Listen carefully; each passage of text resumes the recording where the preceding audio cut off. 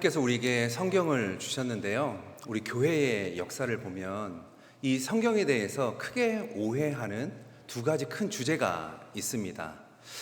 그 중에 하나가 요한계시록이죠. 사람들이 요한계시록을 잘못 이해하면서 잘못된 종말론과 잘못된 이단에 빠진 사람들이 참 많이 나왔습니다. 그리고 또 하나의 우리가 많이 오해하는 주제는요, 성령론입니다. 우리가 성령님에 대해서 바르게 이해하지 못하면서 잘못된 신비주의에 빠진 사람들이 참 많이 있습니다. 저희가 신앙생활하면서 성령님에 대해서 바르게 이해하는 것이 참 중요한데요. 여러분, 그러면 우리가 어떻게 성령님을 또 어떤 분으로 저희가 이해해야 성령님에 대해서 바르게 알고 이해하는 것일까요? 저는 요한복음 14장과 16장 말씀에 보면 예수님이 성령님은 이런 분이시다라고 설명을 해주셨는데, 그 예수님의 설명과 가르침에 따라서 우리가 그 성령님을 이해하는 것이 성령님을 이해하는 가장 좋은 방법이라고 생각합니다. 그래서 오늘은요, 예수님께서 소개해 주시는 그 성령님이 어떤 분이신지를 저희가 좀 함께 살펴보도록 하겠습니다. 오늘 저희가 읽은 말씀해 보니까요, 예수님이 성령님을 우리에게 소개해 주실 때 성령님은 어떤 분이라고 말씀하셨냐면, 성령님은 보혜사다라고 말씀해 주셨습니다. 여러분, 그런데 보혜사라는 말이 무슨 뜻인가요? 이 보혜사는요, 그 헬라어의 파라클레이토스라는 말을 번역한 말인데, 파라라는 말은 무슨 뜻이냐면 내 곁에, 내 주변에 라는 의미가 있고, 클레이토스라는 말은 정말 여러 가지 의미가 있지만 그 중에 가장 중요한 의미가 뭐냐면 돕는다 라는 뜻입니다. 여러분, 그러면 성령님, 이 파라클레이토스가 되시는 성령님은 어떤 분이신가요? 우리와 함께 계시면서 우리를 도와주시는 분, 그분이 바로 예수님이 소개하고 계시는 성령님이라는 것입니다. 오늘 말씀해 보면요, 성령님이 우리 곁에 계시며 하시는 네 가지 일이 무엇인지가 소개되고 있는데, 그 성령님의 사역이 무엇인지, 또 성령님이 어떤 분이신지 오늘 함께 좀 살펴보도록 하겠습니다. 자, 첫 번째로 성령님은 어떤 분이신가? 성령님은 진리의 영이라는 것입니다. 오늘 요한복음 16장 13절의 말씀을 보시면 이렇게 나와 있습니다. 그러나 진리의 성령이 오시면 그가 너희를 모든 진리 가운데로 인도하시리니 그가 스스로 말하지 않고 오직 들은 것을 말하며 장래일을 너희에게 알리시리라. 아멘. 진리의 영이신 성령님이 우리 가운데 오시면 하시는 일이 뭐라고 하셨느냐면요, 우리를 진리 가운데로 인도하시는 일을 하신다라는 것입니다. 이 말의 뜻이 뭐냐면 하나님께서 주신 그 진리의 말씀을 깨닫게 하신다라는 말의 의미입니다. 여러분, 성경의 원저자는 성령님이십니다. 그래서 모든 성경은 하나님의 감동으로 된 것으로 라고 이야기를 하죠. 여러분, 우리가 책을 읽을 때 그 책을 가장 잘 읽고 이해하는 방법이 무엇일까요? 그것은 그 책을 기록한 그 책의 저자가 이 책의 내용이 무엇인지, 이 책을 기록한 의도와 목적이 무엇인지를 설명해 주면 그것이 그 책을 이해하는 가장 바른 방법이겠죠. 여러분, 우리가 이 진리의 성경을 우리가 이해하는 가장 좋은 방법은 진리의 영이신 성령님께서, 이 성경의 원저자이신 성령님께서 이 진리의 말씀을 깨닫게 하실 때 우리는 이 하나님의 말씀을 바르게 이해할 수 있다라는 것입니다. 여러분, 성령님께서 하시는 이 진리의 성령님께서 우리에게 찾아오셔서 이 성경을 깨닫게 하시는 사역을 어려운 말로 성령의 조명이라고 이야기를 합니다. 여러분, 조명의 뜻이 무엇인가요? 조명은 빛을 비춘다라는 뜻이죠. 우리가 원래는 하나님의 말씀을, 우리의 눈이 어두워서 우리 하나님의 말씀을 깨달아 알 수 없었지만 성령님께서 빛을 비춰 주심으로 이제 하나님의 말씀이 무엇인지를 깨달아 알 수 있게 되는 것입니다. 이것이 성령님이 하시는 성령의 조명이라는 사역이죠.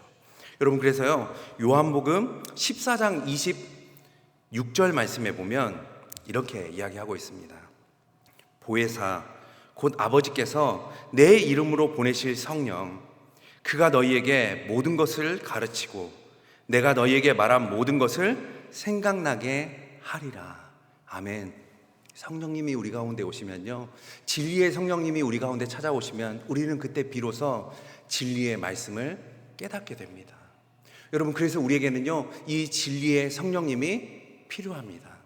여러분, 이번 한 주간 진리의 성령님 나를 도와주십시오 라고 기도하시는 가운데 진리를 깨닫고 하나님의 뜻 가운데 살아가시는 우리 성도님들 다 되시기를 주님의 이름으로 축복합니다.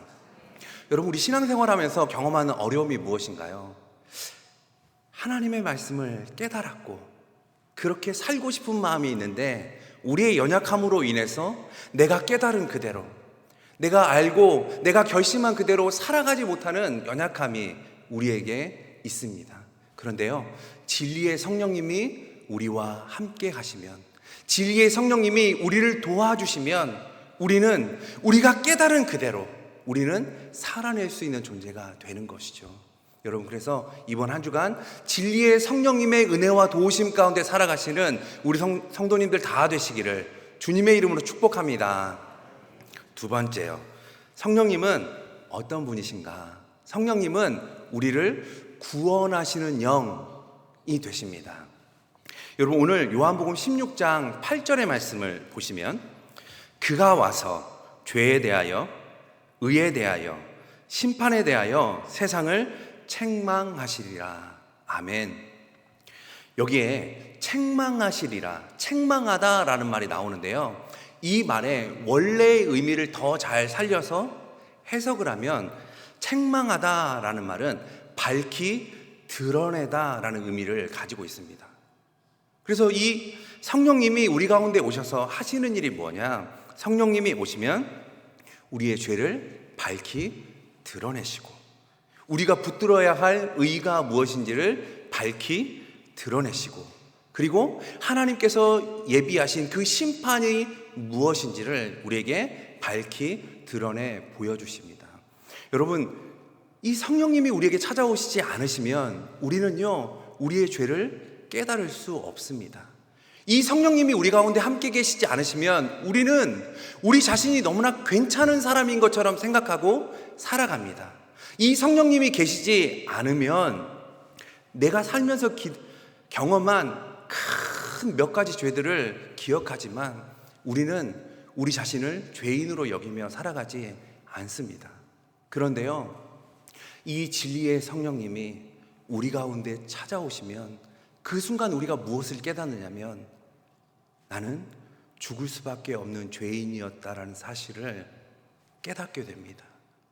그리고 내 안에 있는 이 죄의 문제를 내 힘으로, 내 능력으로 해결할 수 없음을 깨닫게 됩니다. 이것이 성령님이 내 안에 찾아오시면 일어나는 일이라는 것이죠. 그런데 성령님은요, 죄를 깨닫게 하시고 그리고 내가 붙들어야 할 의가 무엇인지를 깨닫게 하십니다.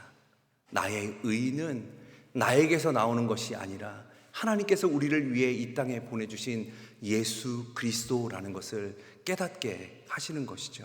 그래서 나의 죄를 위해 예수님이 십자가에 죽으셨음을, 그 예수님을 통해서 나의 모든 죄의 문제가 완전히 해결되었음을, 그래서 이제는 내가 죄인이 아니라 하나님의 자녀로 살아갈 수 있음을 깨닫게 하시는 분이 우리 성령님이 되신다라는 것입니다.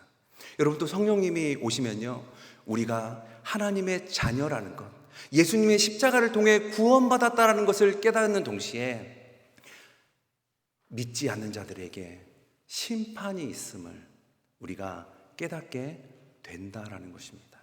여러분, 이것이 성령님이 우리 가운데 오셔서 하시는 일입니다. 제가 신앙생활 하다 보니까요, 예수 믿고 구원받는다라는 말을 하는데 우리가 더 정확하게 표현하자면 내가 예수를 믿는 것이 아니라 하나님의 은혜 가운데 예수님을 믿어지게 되는 거더라고요. 내가 믿는 것이 아니라, 내가 믿고 싶다고 믿어지는 것이 아니라 성령님이 내 안에 찾아오셔서 믿어지는 은혜를 주셔야 비로소 믿을 수 있는 것이더라고요. 여러분, 목회하다 보니까 정말로 이 일들을 깨닫는 순간들이 참 많이 있습니다. 제가 한국에서 사역할 때 거제라는 곳에서, 조선소가 있는 거제에서 사역한 적이 있습니다. 그때 사역하는 동안 한 부부를 만난 적이 있는데요, 이 두 부부가 너무 사랑하는 사이였습니다. 가족들이 다 반대했지만 이 두 부부가 가족을 포기하고 자기 둘이 결혼을 했습니다. 그리고 거제도까지 내려와서 그들이 정착한 것이죠. 너무 사랑하는 커플이었는데요, 어느 날 그 아내가 암에 걸리게 되었습니다. 아내가 암에 걸리니까 그 남편이 너무 힘들었죠. 그 항암 치료를 하는 시간들이 너무 힘든 시간들이었습니다. 남편이 그 아내를 너무 사랑했어요. 그래서 일주일 일해야 되는 분량의 일을 3일로 나눠서 일을 했습니다. 그래서 3일 동안 일주일치 분량의 일을, 남들보다 2배의 일을 매일 한 거죠. 조선소 일이요, 정말 힘이 듭니다. 얼마나 힘이 드느냐면, 제가 그분이 일한 그 위험하니까 자켓을 입고 일하는데 그 자켓을 한번 만져본 적이 있는데요, 얼마나 땀이 많이 났는지 그 자켓 안쪽이 빳빳하더라고요. 그러니까 그렇게 힘들게 일했습니다. 그리고 일주일의 나머지 3일은 거제에서 서울대병원까지 올라가서 그 아내를 돌보는 일을 했습니다. 남편이 그러니까 아내를 너무 사랑한 거죠. 아내의 소원은 딱 하나였습니다. 남편이 예수 믿는 것. 아내를 사랑하니까 남편도 너무 예수 믿고 싶은데, 문제는 믿고 싶은데 믿어지지 않는다라는 것이었습니다. 아내가 이제 거의 이 세상을 떠날 때쯤 되었을 때 목사님을 모셔서 복음을 좀 들었으면 좋겠다라고 얘기를 해서 제가 그분에게 찾아가서 복음을 전했습니다. 근데 그 남편분이요, 저에게 이렇게 얘기하시더라고요. 목사님, 제가 저희 아내를 얼마나 사랑하는 줄 아시죠? 저 정말 너무 믿고 싶습니다. 너무 믿고 싶은데 믿어지지 않습니다. 천국도 지옥도 구원도 믿어지지 않습니다. 저 어떻게 해요? 하면서 막 우시더라고요. 그리고 얼마 지나지 않아서 장례가 있었고 그 남편은 결국 교회를 떠났습니다. 또 그 반대의 일도 경험했습니다. 어느 날요, 한 가정에서 신방을 요청해서 가정에 신방을 갔습니다. 아내는 믿음이 좋은데 남편은 교회는 다니지만 믿음은 없는 분이셨습니다. 집에 가니까 목사님 오셨어 라고 얘기하는데 남편분이 거실에서 TV 그냥 틀어놓고 하실 거 하다가 가시라고 해 그러더라고요. 그래서 가서 하실 거 하라고 했으니까 저 할 거 했습니다. 그래서 예배 드리고 기도해 드리고 교제 나누다가 돌아왔습니다. 남편분 그런 분이셨는데요, 정말로 얼마 지나지 않아서 제가 교회 사무실에 있는데 전화가 왔습니다. 그분이 막 우시면서 저에게 전화를 주셔서 목사님, 저 예수님을 영접하고 싶은데 저 좀 도와주세요 그러시더라고요. 그래서 교회로 오시라고 제가 도와드리겠다고, 그래서 그분을 만나서 이야기를 나누는데 교회를 오시는데요, 벌써 막 우시면서 오더라고요. 그분에게 사형리로 복음을 전했습니다. 그리고 마지막 영접 기도를 하는데 주 예수님 하는데 이분이 주 예수님 하고 막 우시더라고요. 나는 주님을 믿고 싶습니다 라고 하는데 이분이 나는 주님을 믿고 싶습니다 라고 하면서 한참을 우시더라고요.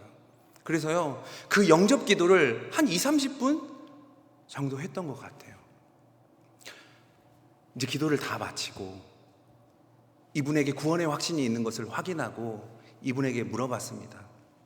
아니, 어떻게 이렇게 예수님을 영접하려고 하는 생각을 하게 되셨냐고. 그랬더니 이분이 자기가 어릴 때 어머니가 자기를 버리고 집을 떠났다고 합니다. 그런데 나중에 알고 보니 그냥 떠난 게 아니라 그 어머니가 신내림을 받아서 어쩔 수 없이 자녀를 집에 두고 떠나게 되었대요. 몇십 년이 지나고 정말 우연히 부산에서 이 아들이 어머니를 만난 것입니다. 그런데 그 어머니를 만났을 때 어머니가 마지막 했던 말이 뭐였냐면, 나 예수 믿는데 다 너무 좋다. 우리 아들도 예수 믿었으면 좋겠다 라고 전한 그 한마디가요, 이 아들의 마음 가운데 꽂힌 거예요. 그리고 이 한마디를 통해서 성령님이 역사하시기 시작한 거예요. 그래서요, 이분이 예수 믿기로 결심한 것입니다. 예수 믿기로 결심한 것이 아니라 예수가 믿어지도록 성령님께서 도와주신 것이죠. 그래서 울면서 교회에 와서 예수님을 영접하게 된 것입니다. 여러분, 우리가 예수를 믿는다라는 것은요, 우리가 구원받는다라는 것은 내가 믿는 것이 아니라 믿어지는 것입니다. 그 일을 하시는 분이 성령님이십니다. 여러분, 우리 교회 가운데 가족의 구원을 위해서 기도하시는 분들 많으시죠? 가족의 구원을 위해 기도하시는 우리 성도님들의 삶에 구원하시는 이 성령님의 은혜가 함께 하시기를 축복합니다.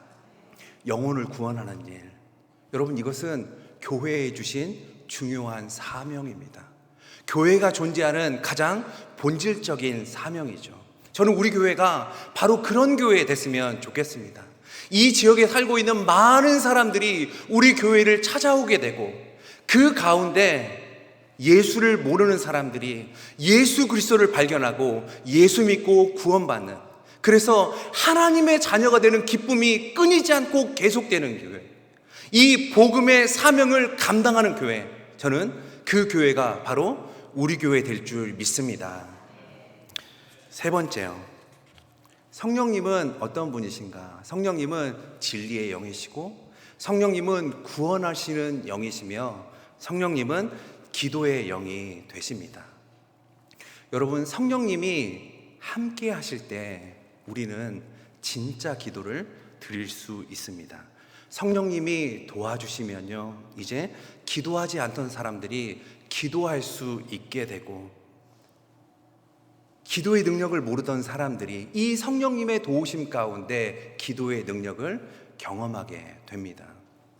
이제 요한복음 16장에요, 예수님이 제자들에게 성령님은 이런 분이시다라고 설명을 해주시면서 그 뒷부분에 기도에 대한 이야기를 해주시는데요, 요한복음 16장 24절 말씀 보시면 예수님이 이렇게 말씀해 주셨습니다. 지금까지는 너희가 내 이름으로 아무것도 구하지 아니하였으나 구하라, 그리하면 받으리니 너희 기쁨이 충만하리라. 아멘. 예수님이 우리에게 기도에 대한 명령을 주셨죠. 간단한 명령 주셨습니다. 구하라, 기도하라 라고 말씀하셨습니다. 그러시면서 기도하는 사람에 대한 약속 한 가지를 주셨죠. 그게 뭐냐면 그리하면 받으리니. 여러분, 성령의 도우심 가운데 우리가 기도하면요, 우리의 기도를 들으시는 하나님께서 우리의 삶에 일하시는 것을, 우리의 기도 가운데 응답하시는 것을 우리가 경험할 수 있게 됩니다. 근데 우리가 실제로 삶에서 경험하는 문제는 이런 것 같아요. 기도하고 싶은 마음이 없는 사람은 아무도 없습니다. 문제는 기도하고 싶은데, 여러분, 내 힘으로 기도해 보셨습니까? 내 스스로 내 힘으로 기도하려고 하면요, 너무 힘들더라고요. 제가 이제 처음 청년 때 은혜 받고 하나님 앞에 기도하고 싶은 마음이 생겨서 철야를 계획했습니다. 교회에 방석 깔고 촛불 켜고 아무도 없는 곳에서 하나님 앞에 정말 철야하려고 무릎 꿇고 기도하는데요, 정말 간절히 기도하고 시계를 보니까 딱 5분 지났더라고요. 시간이 너무 안 가가지고 그때 막 지구의 평화, 이런 것까지 막 기도했는데도 10분 이상 기도하는 게 너무 힘들더라고요. 여러분, 내 힘으로 기도하려고 하면 기도하기 너무 어렵습니다. 그런데 성령님은 어떤 분이시냐? 로마서 8장 26절 말씀 보시면 이와 같이 성령도 우리의 연약함을 도우시나니 우리는 마땅히 기도할 바를 알지 못하나 오직 성령이 말할 수 없는 탄식으로 우리를 위하여 친히 간구하시느니라. 아멘. 우리의 힘으로 기도할 수 없지만 성령님께서 도우셔서 기도할 수 있게 하십니다. 우리의 힘으로만 기도하면 너무 기도하는 것이 힘이 들지만 성령님이 도와주시면 기쁨 가운데 기도할 수 있습니다. 시간 가는 줄 모르고 기도할 수 있습니다. 저희 교회 기도를 정말 사랑하는 교회 됐으면 좋겠는데요. 성령님께서, 기도의 영이신 성령님께서 은혜 주셔서 기도를 정말 사랑하시고 정말 하나님 앞에 기도함으로 인정받는 우리 성도님들의 삶이 다 되시기를 우리 주님의 이름으로 축복합니다. 마지막 네 번째요. 성령님은 어떤 분이신가? 성령님은 교회를 세우시는 영이라는 것입니다. 우리의 힘으로는 하나님이 기대하시는 교회를 세울 수 없지만 성령님이 도와주실 때 하나님이 기뻐하시는 교회, 교회의 본질적인 사명을 감당하는 건강한 교회로 세워져 갈 수 있습니다. 여러분, 성경에 보니까요, 이 교회를 건강하게 세워가시기 위해 성령님께서 교회에 두 가지 일을 하신다라고 이야기를 합니다. 하나는 어떤 일이냐면 교회를 세우기 위해 사람들에게 특별한 능력을 주십니다. 성경은 이것을 뭐라고 부르냐면 은사라고 부르는데요. 성경에 보면 약 30여 가지의 은사가 있습니다. 사람들은 이 은사를 받고 싶어 합니다. 은사를 사모하면서 기도하시는 분들도 많이 있으시죠. 저는 우리 교회 성도님들이 이 많은 은사, 교회를 세우시기 위해 주신 이 은사를 많이 경험하는 성도님들이 되셨으면 좋겠습니다. 그런데요, 우리가 은사를 받는 것보다 더 중요한 것 한 가지가 있습니다. 그게 뭐냐면 은사를 주시는 목적. 하나님이 왜 우리에게 그 은사를 주셨는가, 그 이유를 깨닫는 사람이 그 은사를 받는 것이 너무나 중요하다라는 것이죠. 고린도전서 12장 7절 말씀에 보시면 우리에게 은사를 주시는 그 목적을 이렇게 설명합니다. 각 사람에게 성령을 나타내심은 유익하게 하려 하심이라. 아멘. 우리에게 성령의 은사를 주시는 하나님의 목적은요, 교회 공동체의 유익을 위해서 주신다라는 것입니다. 여러분, 불과 몇 주 전에 저희는 고린도 전후서를 통독을 했습니다. 여러분, 고린도 교회는요, 많은 은사를 가진 교회였습니다. 그런데 많은 은사를 가졌지만 그 은사로 인해서 많은 어려움을 경험했던 교회가 고린도 교회였습니다. 왜냐하면 그들은 하나님께서 그들에게 주신 그 은사의 목적을 오해했기 때문이죠. 그들은 자신이 받은 은사를 가지고 남들 앞에 높아지기를 원했고 남들이 알아주는 삶을 살아가고 싶어 했습니다. 여러분, 그것은 하나님이 은사를 주신 목적이 아니시죠. 우리에게 은사를 주심은 교회를 유익하게 하기 위해서, 교회를 더욱더 건강하게, 또 교회를 더욱더 아름답게 세워가시기 위해서 우리에게 은사를 주셨다라는 것입니다. 또 교회를요, 세워가시기 위해서 성령님이 하시는 일 하나는 우리로 하여금 성숙한 그리스도인이 되게 하신다라는 것입니다. 여러분, 갈라디아서 5장 22절, 23절에 보면 성령의 9가지 열매가 나오고 있는데요. 오직 성령의 열매는 사랑과 희락과 화평과 오래 참음과 자비와 양선과 충성과 온유와 절제니 이 같은 것을 금지할 법이 없느니라. 아멘. 이 성령의 9가지 열매는요, 예수님의 인격, 예수님의 성품입니다. 여러분, 성령 충만함 가운데 나타나는 중요한 증거는 우리의 삶의 모습 속에서 이 예수님의 성품과 인격이 나타나는 것이 너무나 중요하다라는 것이죠.